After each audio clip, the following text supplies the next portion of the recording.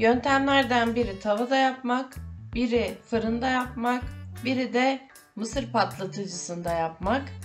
Bütün yöntemlerin en başında nohutları bir gece önceden suya koyuyoruz ve işlemi yapacağımız sırada süzgeçten süzüp iyice kurumalarını sağlıyoruz. Yine bütün yöntemlerde süzdüğümüz nohutları tuzluyoruz ya da isteğe göre kırmızı biberle veya onun gibi baharatlarla lezzetlendirebilirsiniz.